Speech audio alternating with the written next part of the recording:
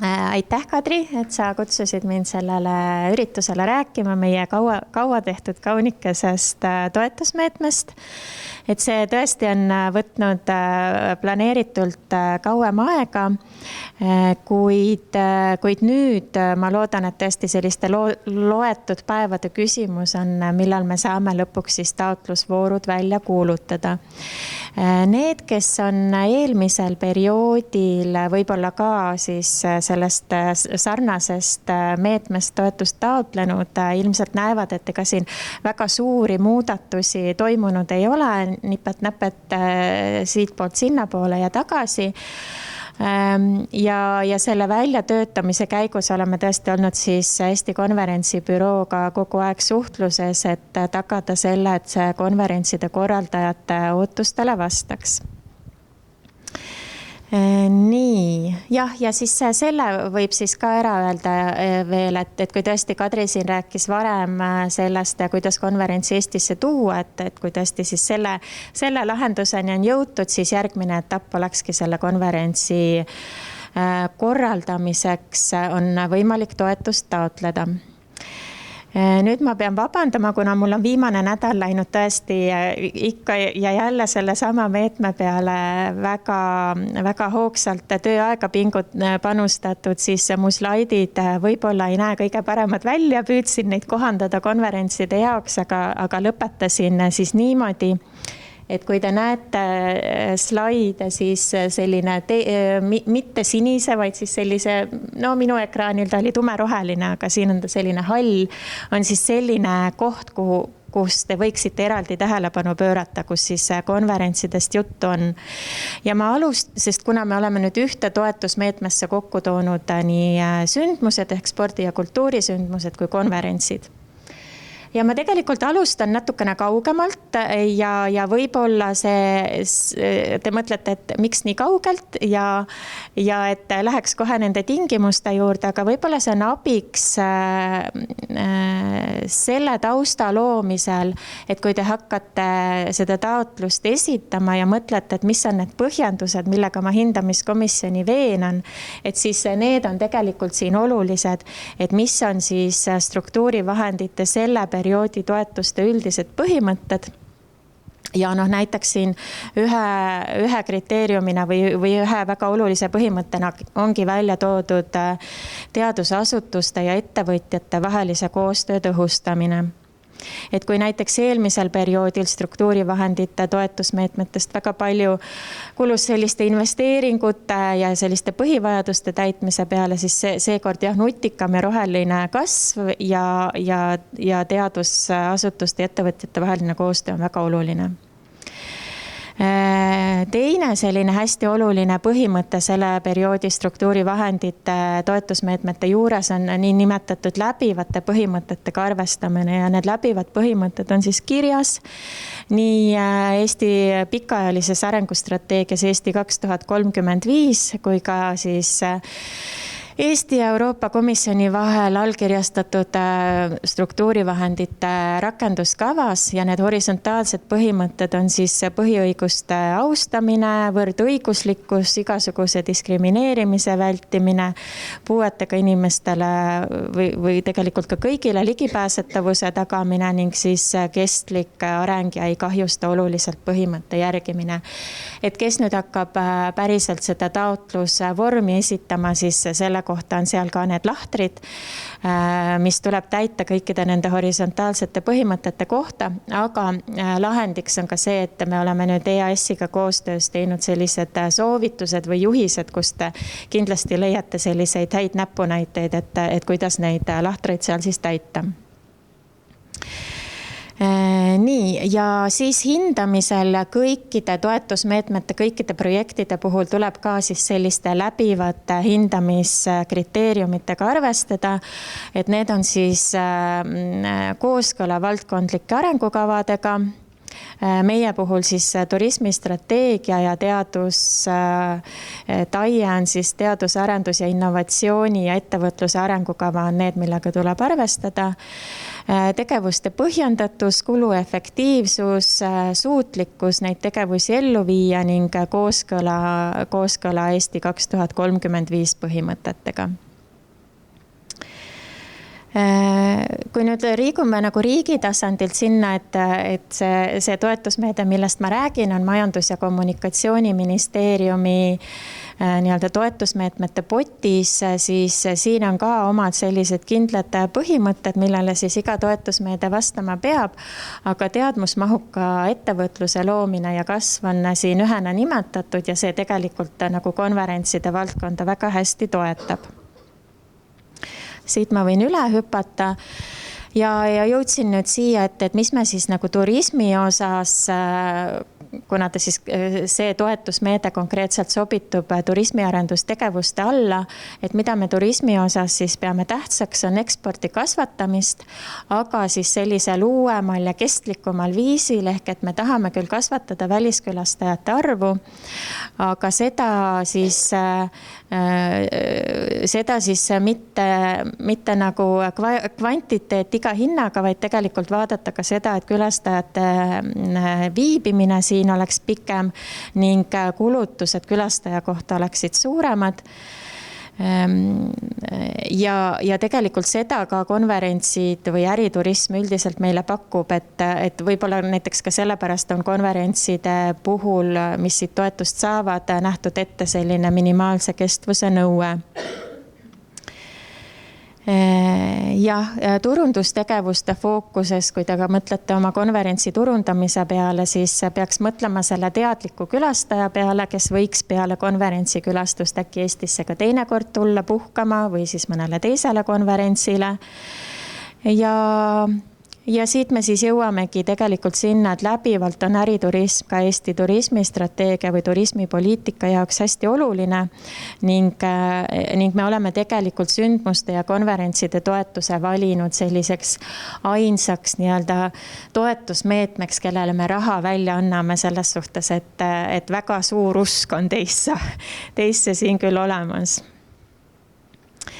Nii, natukene siis rahanumbritest rääkida ka, et sihtgrupiks sellel toetusmeetmel on siis nii sündmuste kui konverentside korraldajad. Meil on kogu pott nüüd siis, siin on küll number 2021 kuni 2027, aga kes struktuurivahenditega kokku puutunud on, siis teavad, et paraku selline 2-aastane lõtk on siia juba pikaajaliselt sisse jäänud, et tegelikult me siis mõtleme siin 2023 kuni 2029 saab neid tegevusi ellu viia.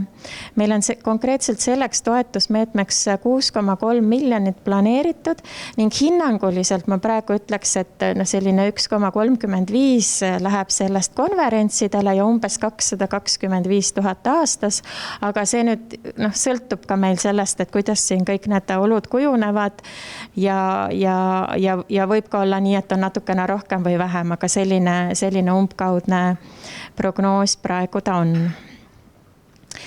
Ja pika tee kaudu olemegi nüüd jõudnud konkreetselt siis selle rahvusvaheliste sündmuste ja konverentside toetusmeetme juurde. Selle põhieesmärk on, et kasvaks Eesti tuntus meie puhul siis konverentside toimumise sihtkohana, kasvaks väliskülastajate arv, ehk meil on just hästi oluline see, et lisaks kuna turismimeetmega tegu, et lisaks Eesti delegaatidele tuleks meile palju ka väliskülastajaid ning kuna ta on sellise väike ja keskmise ettevõtte suuna alt toetatav meede, siis peab ka taotlusvormis näitama, et missuguseid väike ja keskmisi suurusega ettevõtjaid oma konverentsi korraldamisel kaasatakse. Et tavaliselt see üldse väga keeruline ei ole, et neid hotelle, toitlustajaid, meelelahutusteenuste pakkujaid ikka leiab, keda seal nimetada saab. ja nagu ma ütlesin, et siis tegelikult me oleme siis ühte määrusesse kokku kirjutanud põhimõtteliselt 3 liiki sündmuseid, sellised natukene väiksemad kultuuri- ja spordisündmused, hästi-hästi suured ja konverentsid, et kui te vahepeal kusagil kommunikatsioonis kuulete sündmuste ja konverentside, et siis tegu selle sama toetusmeetmega on. Missugused peavad need sündmused ja konverentsid siis olema, kes saavad toetust taotlema tulla ja toetust saab taotlema tulla siis EAS-i ja KredExi ühendasutuselt, kes on selle meetme rakendusüksus.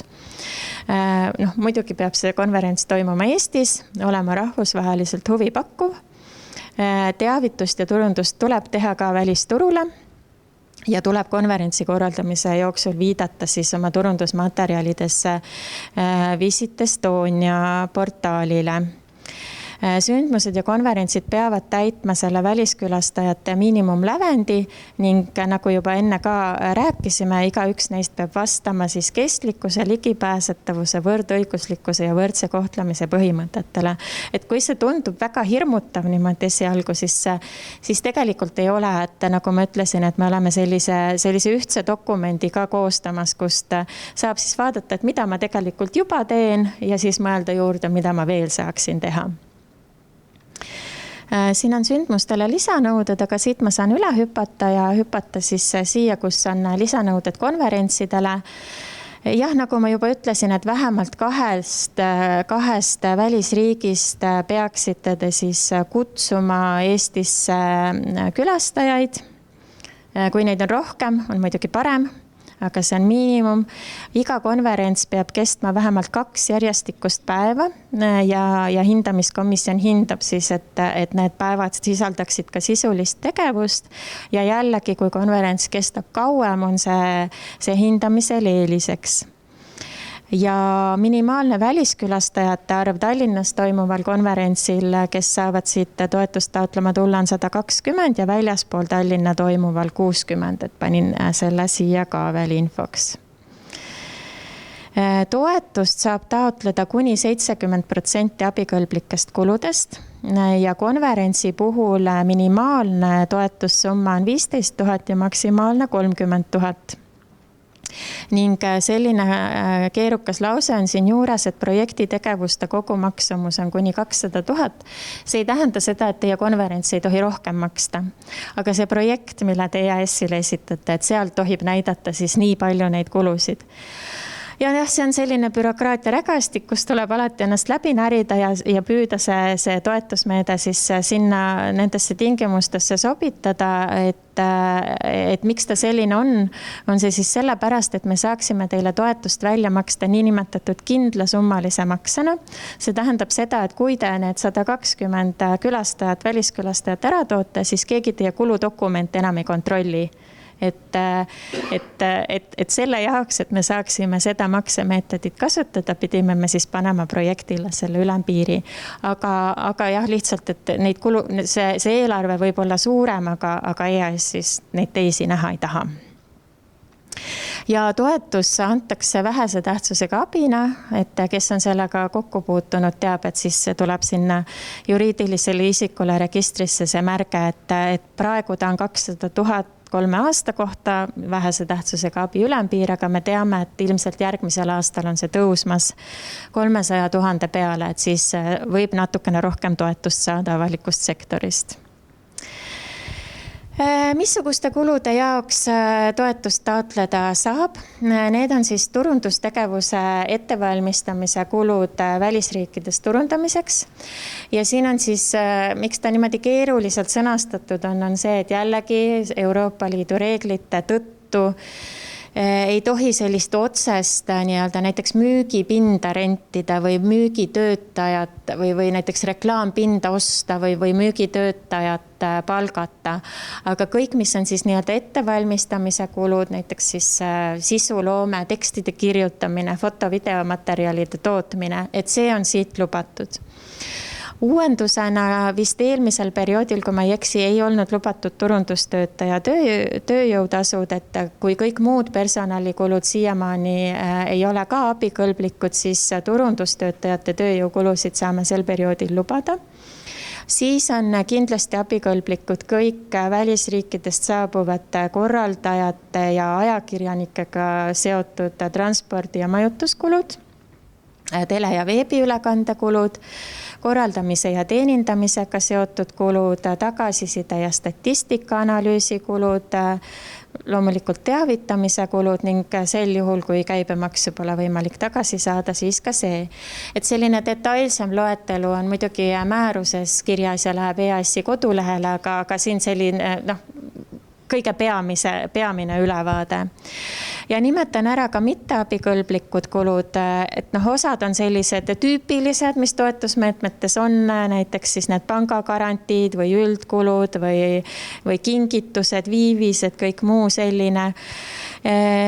Siit võib-olla on oluline välja tuua, mis eelmisel perioodil oli abikõlblik, oli toitlustuskulud, et seekord me kahjuks neid ei saa enam lubada.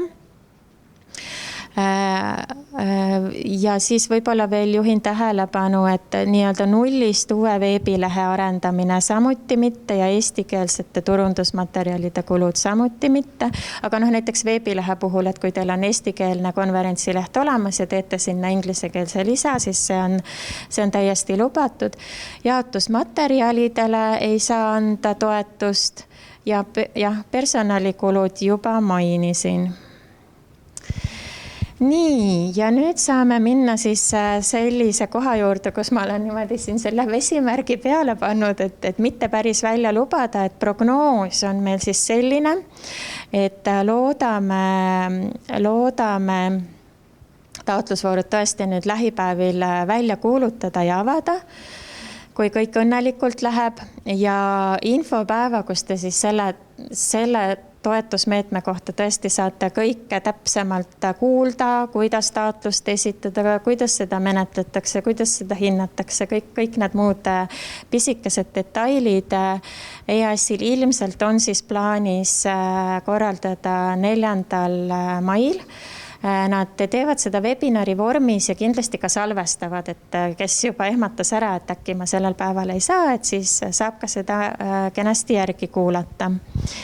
Ja taotlusvoorude avamise prognoos on siis selline, et konverentsidele, kui nüüd kõik läheb hästi ja meil saame kõik vajalikud load ja kinnitused, siis saame avada mai keskel sellise arvestusega, et toetust saavad taotleda siis alates septembri keskpaigast toimuvad konverentsid ja neid saab siis taotleda nii, et 48 kuud on see periood ehk et järgmisel 2 aastal toimuvad konverentsid, neid siis ootame sellel kevadel taotlema. Ja ma loodan, et ma midagi ära ei unustanud ja kui unustasin, siis küsige, vastan hea meelega.